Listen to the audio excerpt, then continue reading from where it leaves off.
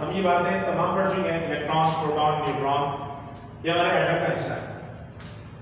Rutherford ने ये भी डिस्कवर कर दिया कि सेंटर में न्यूक्लियस मौजूद है, उस पर पॉजिटिव चार्ज है। हम रदरफोर्ड के एटॉमिक मॉडल की कुछ खामियां, वीकनेस या डिफेक्ट्स पढ़ चुके हैं कि ज़ाहिर है अगर इलेक्ट्रॉन ऐसे इवॉल्व करेंगे जैसे इसने बताया था तो वो तो बिल्कुल एटम खत्म हो जाएगा, तो वो कोई मुनासिब बात नहीं है। उसका हल, उसका सोल्यूशन 1913 में एक डेनिश फिजिसिस्ट है नील बोहर, उन्होंने पेश किया। उन्होंने कुछ प्लैंक्स आइडियाज दिए। उन्होंने प्रयास किया कि जैसे प्लैंक्स आइडियाज हैं उन्हीं को मद्देनजर रखकर उन्होंने हमें दिए कि एटम के जो इलेक्ट्रॉन हैं वो जब तक एटम के साथ जुड़े हुए हैं या अपने मदार में घूमते हैं, उन्होंने कहा कि वो अपने मदार में घूमते रहते हैं।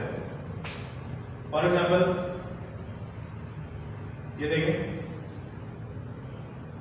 मैं ये हाइड्रोजन का एटम बनाया, सेंटर में न्यूक्लियस है, बाहर एक इलेक्ट्रॉन घूम रहा है।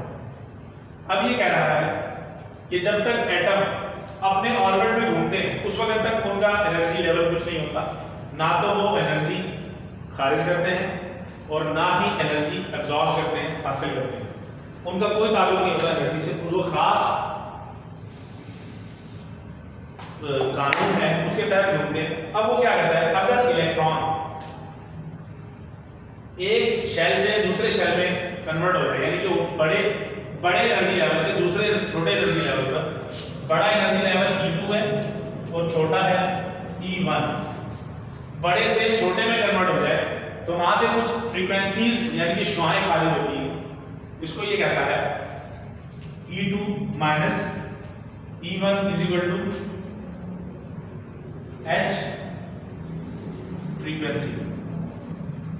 ये इसका फ्रीक्वेंसी का साइन है। ये H जो है हमारा, ये हमारा प्लैंक्स आइडिया। जब भी इलेक्ट्रॉन बड़ी एनर्जी से छोटी एनर्जी की तरफ कन्वर्ट होगा तो उसमें से कुछ फ्रीक्वेंसी खारिज होगी, उसको ये वाज़ेह करता है। और इसने बेहतरीन किस्म का एक हल पेश किया और हमें ये बता दिया कि इलेक्ट्रॉन हमेशा जो बाहर घूमते हैं ऑर्बिट में अपने रिवॉल्व होते रहते हैं। ठीक,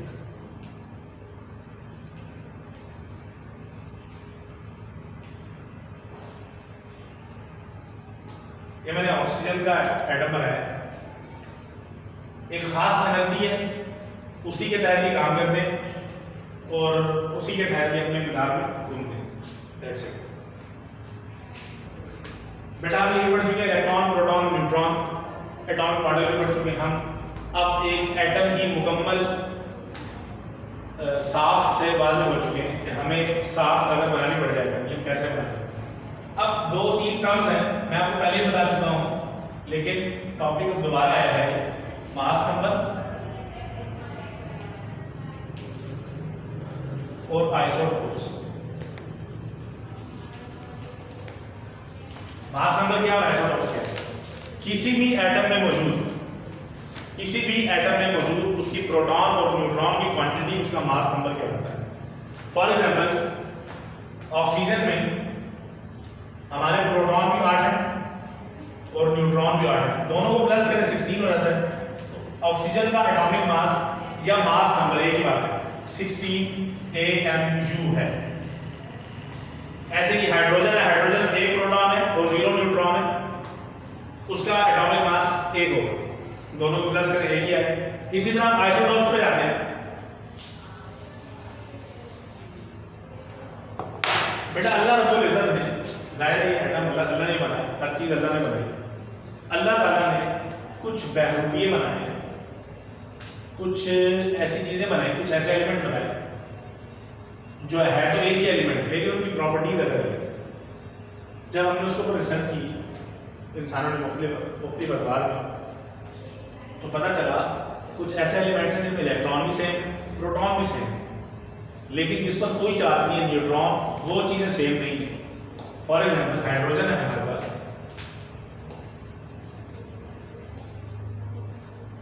हाइड्रोजन में प्रोटियम, ड्यूट्रियम और ट्रिटियम ड्यूटेरियम,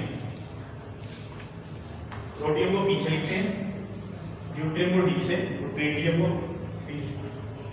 इसमें इलेक्ट्रॉन एक, इसमें भी इलेक्ट्रॉन एक, इसमें भी इलेक्ट्रॉन एक, इसमें भी प्रोटॉन एक, इलेक्ट्रॉन एक, प्रोटॉन एक, इलेक्ट्रॉन एक, प्रोटॉन एक, इलेक्ट्रॉन एक, प्रोटॉन एक।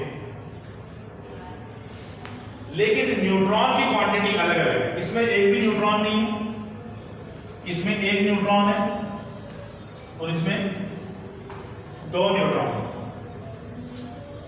न्यूट्रॉन की क्वांटिटी अलग होने की वजह से एलिमेंट तो एक ही है, लेकिन इनकी प्रॉपर्टीज अलग है, इनका काम अलग हो जाएगा। इस वजह से ये इसके आइसोटोप्स हैं, बहरूपीय कहलाते हैं।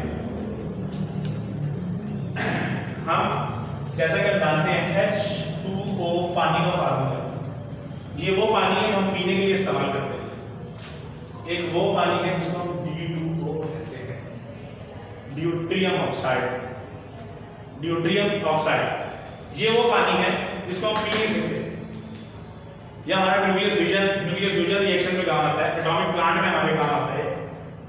इसकी वजह है इसको पी नहीं सकते, जस्ट एक न्यूट्रॉन चेंज होने की वजह से इस पूरी हाइड्रोजन की प्रॉपर्टी ही चेंज हो गई। इसको हम उर्दू में भारी पानी भी कहते हैं, इसको हम भारी पानी भी कहते हैं। सेम इसी तरह कार्बन के हमारे पास आइसोटोप्स हैं, हमारे पास यूरेनियम के आइसोटोप्स हैं, मुख्तलिफ एलिमेंट्स के आइसोटोप्स मौजूद हैं। अब आइसोटोप्स की डेफिनेशन क्या बनती है?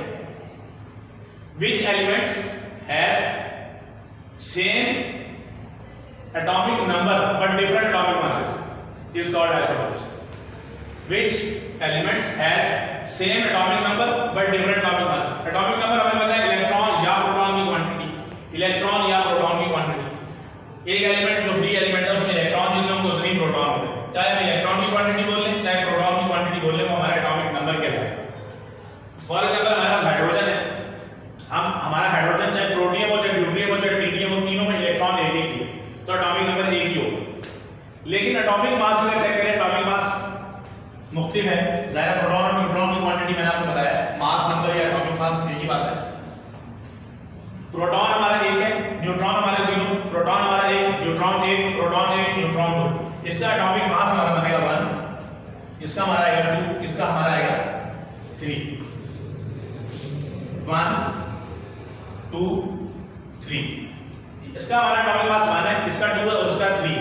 तो which elements have same atomic number but different atomic masses is called isotopes. That is.